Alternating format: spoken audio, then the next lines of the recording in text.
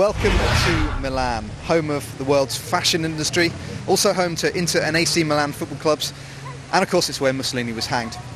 More importantly than that though, we're here to visit Milestone Studios, working on the Superbike's 2007 game, so we're going to go and see exactly how the title is shaping up. The story began back in 1995, when the company developed a PC racing title called Screamer. That was pretty successful and followed up with a sequel before the company switched to two-wheel racing with Superbike World Championship for EA Sports in 1999. Two sequels to that game followed, and that's really where the experience for this new title, SBK'07, really comes from. The focus of the game is both arcade and simulation.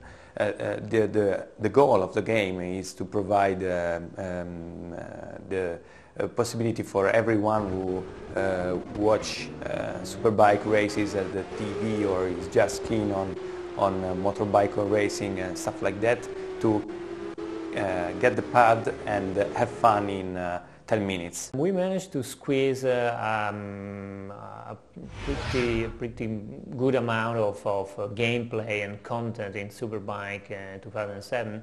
I would say mainly thanks to the expertise that we accumulated during all these years. Obviously that means that we not only created experience but also assets that we could then reuse from game to game and obviously fine-tune them and making them better and better from game to game. So this is one of the advantages of being specialized in one particular genre. I would say it's one of the biggest effort in the production is to reproduce trucks and bikes in the game. It's a huge work, especially to gather all the information required. For instance, to reproduce every single aspect of the bikes, we had to get an incredible amount of photos of all the different bikes from different angles in order to get all the details and single sponsors on the liveries and stuff like that. And the same happened for riders and for trucks as well.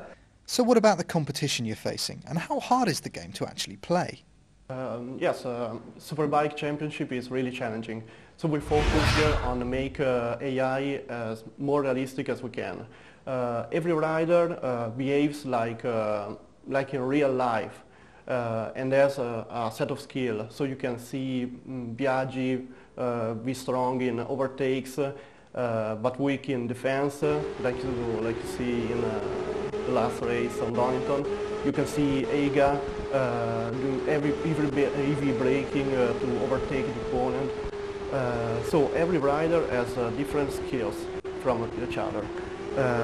And they don't just follow a racing line, then they aren't a wall. They think, they ask to themselves, will I overtake, will I defense, will I follow the line?